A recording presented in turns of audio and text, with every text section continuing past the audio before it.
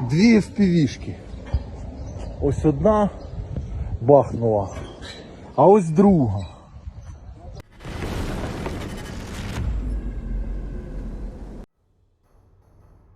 The soldiers of the 225th Separate Assault Battalion liberated the village of ANDRIIVKA on the border of SUMY region, approximately 5 kilometers from the border with Russia. This was announced by President of Ukraine Volodymyr Zelensky in his evening address. There was a report from Commander-in-Chief Oleksandr Syrsky on the front line and our active operations. Particular and very significant attention is being paid to the Pokrovsk sector and our SUMY region, the border areas of our SUMY region. We are managing to drive Russian troops out of there. I thank all our units who are really delivering results, Volodymyr Zelensky said. According to the president, the soldiers of the 225th Separate Assault Battalion deserve special gratitude for their offensive actions in the border area of the SUMY region and the liberation of ANDRIIVKA in particular. Thank you guys very much. I would also like to commend the 425th Separate Assault Battalion for their successful actions in the Pokrovsk sector. The 1st Assault Regiment and the 82nd Air Assault Brigade also distinguished themselves in the battles in the Donetsk region. Thank you very much. There are good results in the Kupiansk sector with the 3rd Assault Regiment. Thank you. Kursk Operation. We are continuing our active operations on enemy territory. The 33rd Separate Assault Regiment, the 47th Separate Mechanized Brigade, and the 103rd Territorial Defense Brigade deserve special mention. Thank you for your courage, said Volodymyr Zelensky. A day earlier, on June 13th, Deputy Chairman of the SUMY Regional Council, Volodymyr Bitsak, reported that the Russian offensive had been halted and a counteroffensive had begun. According to him, half of the village of Aandriivka is already under the control of the armed forces of Ukraine, and the Russians have been driven out of the village of ANDRIIVKA. At the same time, he noted that in the area of the settlements of Konstantinivka, Basivka, and Unikivka, the Russians were continuing their attacks and trying to advance deeper. There were 30 such attacks over the past day. It is known that in early June, the units of the 225th Separate Assault Battalion had been operating in the Kursk region, near the village of Tiotkin. On June 2nd, Ukrainian assault troops managed to advance closer to the village of Tiotkin and capture a Russian company stronghold, thus encircling Russian units in Tiotkin on 3 sides. For several days, Ukrainian artillery and FPV drones struck the position. After that, infantry went on the offensive. Ukrainian aviation was even called in to capture this stronghold, destroying enemy shelters with 4 SDB high-precision bombs. Ukrainian Hornets of Dovebush unit wipes out Russian occupiers with fiber-optic drones. Took out 2 Russians in a pipe, a cannon, a mortar, and a shelter. Seems Russians really love pipes. The Ukrainian Hornets of Dovebush unit continues to prove its effectiveness on the front lines, this time using advanced fiber-optic drones to devastating effect. In a recent operation, the unit eliminated 2 Russian soldiers hiding in a pipe, destroyed a cannon, a mortar position, and a fortified shelter.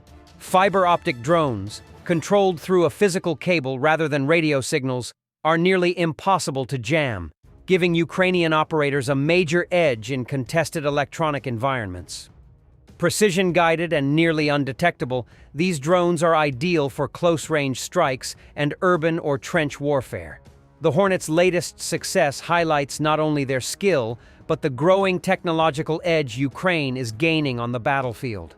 As one soldier joked, the Russians really seem to love pipes, but we know how to clear them out.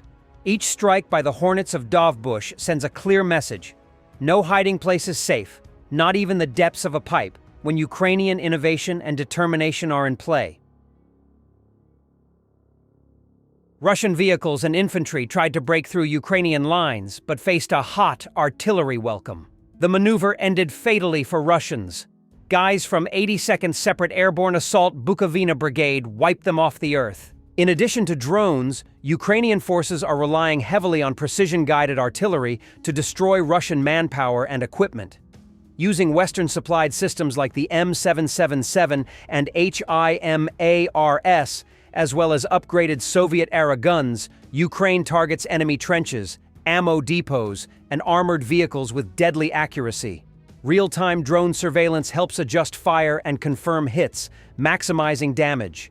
These coordinated strikes are systematically degrading Russian frontline positions and making it increasingly difficult for enemy troops to regroup or advance.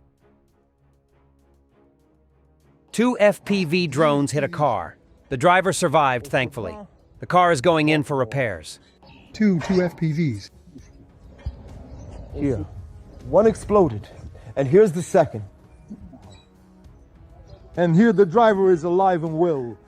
Thanks to God, God saved him and God had mercy. Just like that, 2 hits and he's off to repair. Ha.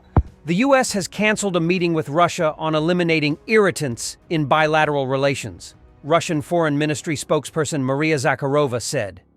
As of today, the next meeting within the framework of bilateral consultations on eliminating irritants to normalize the activities of the diplomatic missions of both countries has been canceled at the initiative of the American negotiators.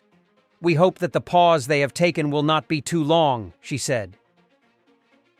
The Russian Foreign Intelligence Service claimed that Ukraine, together with the UK, is preparing sophisticated provocations in the Baltic Sea.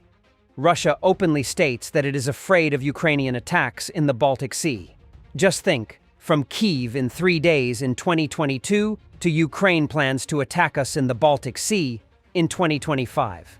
The Russian intelligence service claimed that one scenario involves staging an alleged Russian torpedo attack on a U.S. Navy ship. Soviet Russian-made torpedoes have already been handed over to the British by the Ukrainian side.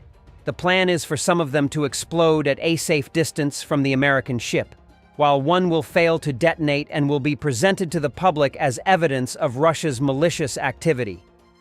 Another Ukrainian-British scenario involves working with accomplices from northern European countries to accidentally fish out Russian-made naval anchor mines in the Baltic Sea, allegedly deployed for sabotage on international sea route, the agency's statement says. I wonder what they meant by sophisticated.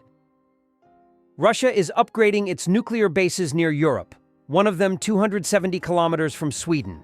SVT has received new satellite images showing robot storage facilities, test sites, and fenced-off railway stations. We are closely monitoring Russian capabilities in this area, says Swedish Minister of Defense Pål Jonson. The new satellite images from Planet Labs that SVT can now publish show that at least 5 Russian nuclear weapons bases in Sweden's vicinity have been developed and upgraded in recent years. We are aware of it, and we have been following it for a long time. It is about both Russian investments in nuclear weapons capability and the development of a new doctrine, says Minister of Defense Pål Jonson.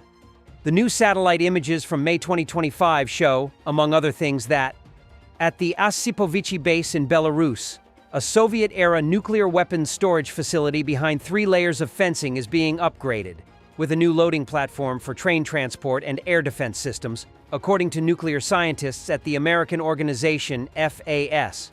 In Kaliningrad, a nuclear weapons base has been upgraded with new buildings, triple fencing, and new communication features, 270 kilometers from the Swedish territorial border.